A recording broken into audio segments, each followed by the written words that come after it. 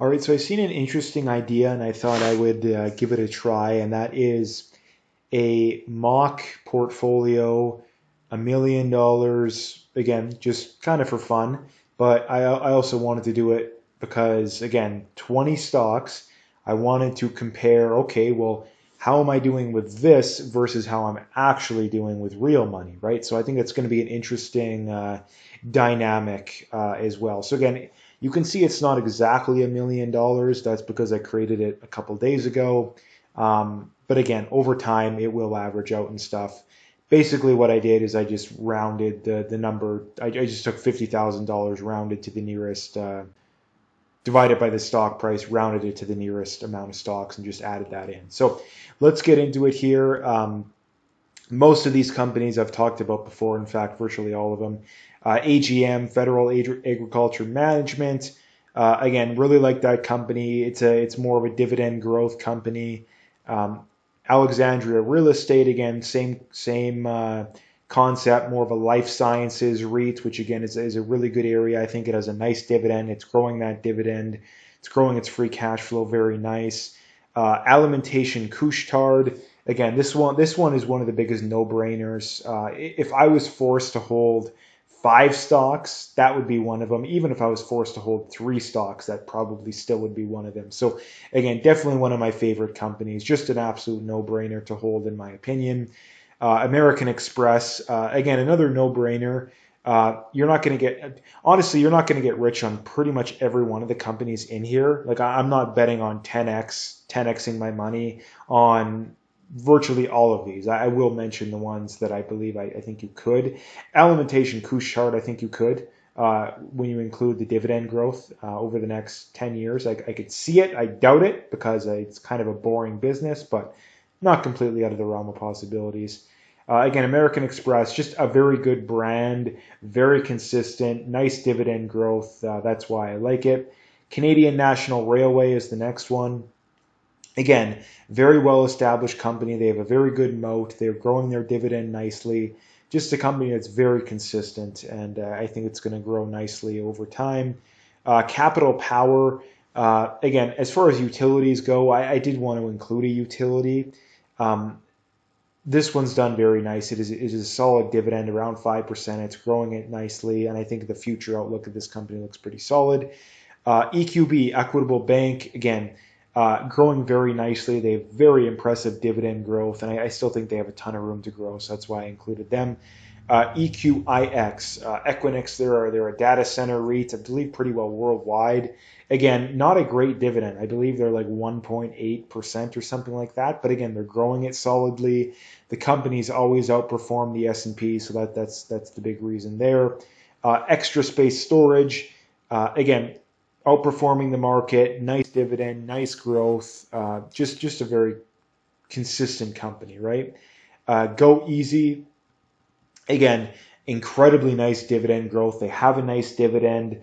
If you were able to pick this company up below $100, I think you're getting a steal. Again, just my opinion. Obviously, do your own due diligence with everything.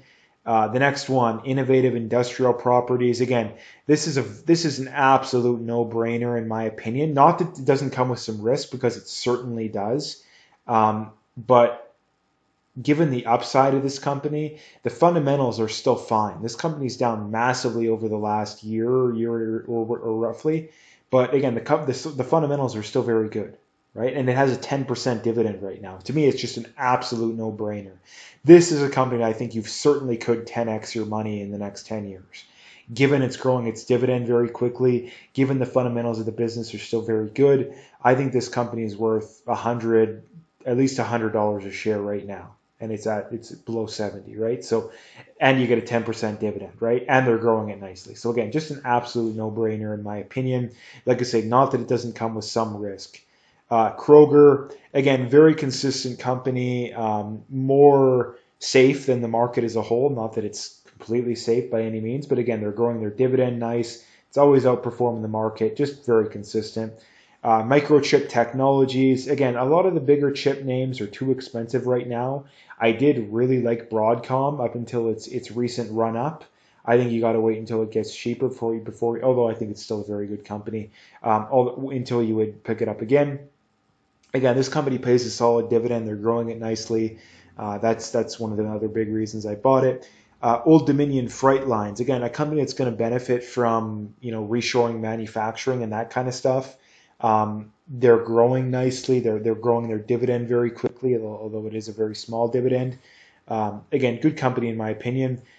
Universal Display, again, they are expensive right now. Old Dominion is as well, but Universal Display is even more expensive.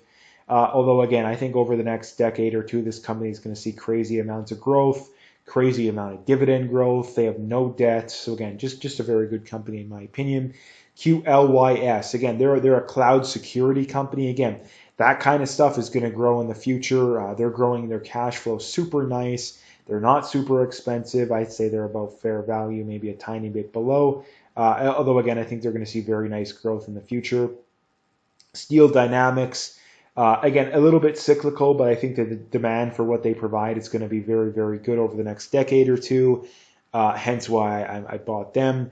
Visa is an example of a very, very, very, very good company. If you're showing someone an example of a very good company, there's not a lot of better examples than Visa, in my opinion. VG Properties, again, another REIT. Again, notice I have a lot of real estate in here. Honestly, that wasn't necessarily my intention. I'm not insanely bullish on the sector as a whole. I just think that there's a lot of hidden gems in the sector. Again, very nice dividend, around 5%. They're growing nicely. They're going to be a little bit cyclical, but when times are good, they're going to do really good, and you get that dividend on top. Waste Management, the last one on the list here. Again, very, very, very consistent company, right? Incredibly consistent. They're not cyclical. The only downside to Waste Management, in my opinion, is they're a little expensive. For a boring company, that might be crazy to sound, but given how consistent they are a little expensive, right? So again, those are the companies that I decided to pick. I will be making updates whenever I make moves. If we go into it a little bit further here, just to kind of break it down a little more, again, real estate is the most exposed sector I have, followed by financial services, followed by retail, followed by technology. That would be industrials. There is two sectors that I believe I don't have any companies in. Let's just double check here. Yes. So there's two sectors. Number one is healthcare, and number two is communication services, right? Those are the two sectors. Not that those are terrible sectors. I think communication services I'm not a huge fan of. Healthcare, again, I think there's some decent companies, although I don't think there's any screaming good companies right now. As far as dividends go, again, you notice that one thing that you would notice if you looked into it a little bit further, all but one of the companies in my portfolio or in this portfolio pays a dividend. The only one that isn't is QLYS, right? The only one that doesn't. And the reason for that is I really like dividend-paying companies, specifically dividend-paying companies that grow their dividends over time, right? You notice that I don't have any companies in there that have very high dividends. Actually, I guess IIPR does, but companies that have very high dividends that aren't growing nicely, right? I not that I refuse to do it. I'm just very skeptical of buying companies that have really high dividends, but the share price is flat or they're not growing it or both, right? I just don't like that because over time, a company that's going to have a 10% dividend from now until the next 30 years, it's not as good as a company that has a 2% dividend that's growing at 10% a year. You're better off with the one that has a 2% dividend that's growing at 10% a year. Why? Because again, rule of 72, right?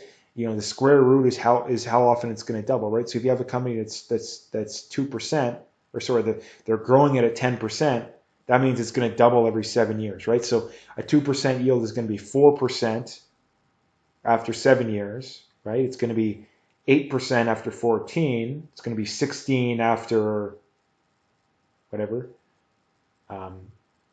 16. Right?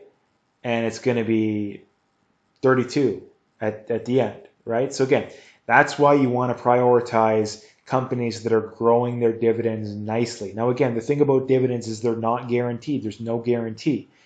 But again, if you pick companies that have strong cash flow, limited debt, they're buying back shares, or at the very least, they're not perpetually issuing shares, because again, that's another problem with a lot of these high dividend companies, is that they're perpetually issuing shares to pay that dividend, right?